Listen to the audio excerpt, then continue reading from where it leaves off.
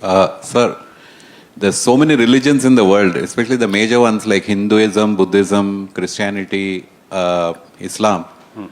There are several fundamental differences, and people keep fighting about it. But according to you, what are some of the major principles that are shared by all religions? I know, like That's universal. That's love. The Christianity,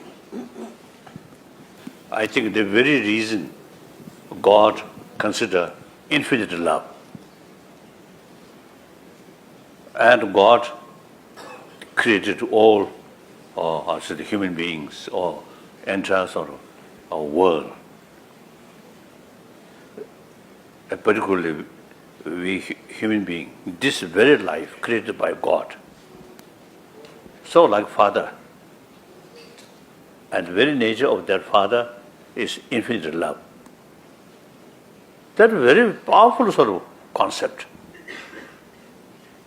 All children of that kind of infinite love as a father, all children, firstly, all have this sort of, some sort of, something like genes from father. So compassion there. And the best way to fulfill father's wish is be compassionate person. Wonderful. Then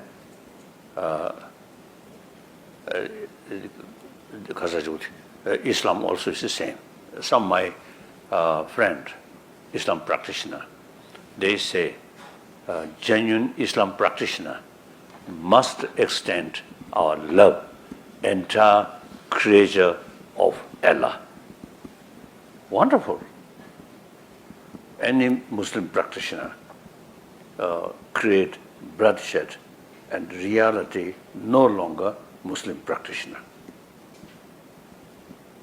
So this, I think religion, become instrument of our self-centered I, self.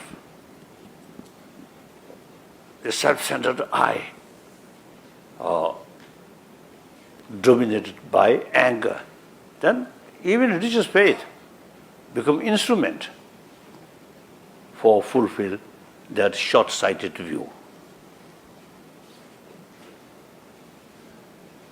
I think Indian Muslim,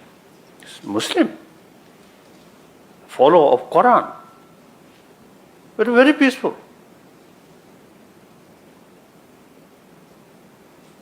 I think in this country, Shia and the Sunni conflict, almost none. I know quite familiar with the Muslim in Ladakh. Really very harmonious. Wonderful. In Tibet also, I think last 4 centuries, Muslim from Ladakh come to Lhasa and settled there. Actually, 5th Dalai Lama provided land for construction of mosque. So the Tibetan government carry the non-sectarian sort of principle. So then, I think at least a few thousand Muslims from Ladakh, from India side. Oh, wonderful. No record of quarrel. Some Chinese Muslim, again is a few thousand. These are very, very, very rough. So culture makes differences. Same religion, but culture made differences. So therefore, in this country, India, I think around 3,000 years religious harmony developed with the concept of ahimsa, karuna. So I think with that concept, religious harmony. So beside homegrown different religion, that means Sangha philosophy. And the religious tabakasa. Vedanta, and some other sort of Hindu tradition, and Jainism, and Buddhism, and later Sikhism, these homegrown religions, different religions. Then from outside, Zoroastrian. Now look in Bombay, Zoroastrian population, Parsi population, less than 100,000. But no fear, very peaceful.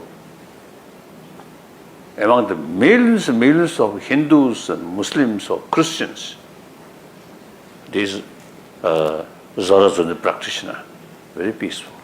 They carry their own way of prayer like that. So that's India. I think religious harmony. And I think at deeper level, among the I think good scholars or genuine practitioner, I think mutual respect there. Wonderful. Wonderful. So, we cannot say Muslim is something negative. But as I mentioned earlier, the cultural heritage and circumstances, you see, same follow of Quran, but from Chinese side, more rough. From Indian side, more peaceful. Now look, Indian Muslim, Malaysian Muslim, Indonesian Muslim, because you see, they live with other tradition. Then Muslim in those sort of Middle East Muslim countries, only Muslim. So no sort of as they contact with other tradition. So that makes differences. When I was in Tibet, I also say only Buddhism. So I also say have the feeling, Buddhism is best.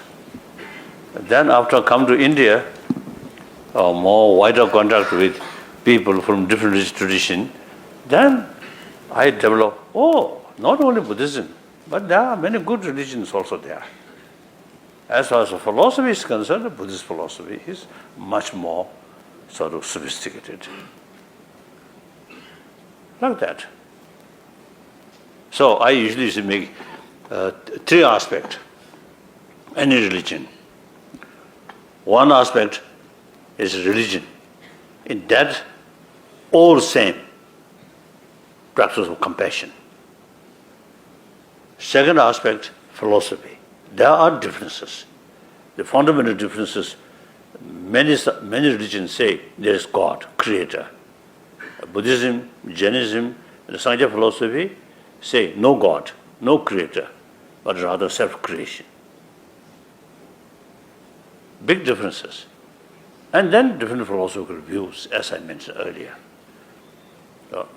And then third aspect is culture, or certain habit or customs or culture. I think in that respect, when those great teacher appears on earth, the circumstances, I think, made there are certain emphasis, different emphasis. Right? For example, when Mahavira come, Jain master, in India, immense animal sacrifice there. So even my Indian friends say, at that time, farmers' economy also some effect because of too much animal sacrifice. So such sort of period, such time, Mahavira come. Special emphasis about, ahimsa.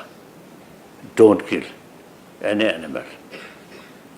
And vegetarianism, very much promoted. And then, after 30, 40 years, Buddha come. Sort of similar approach.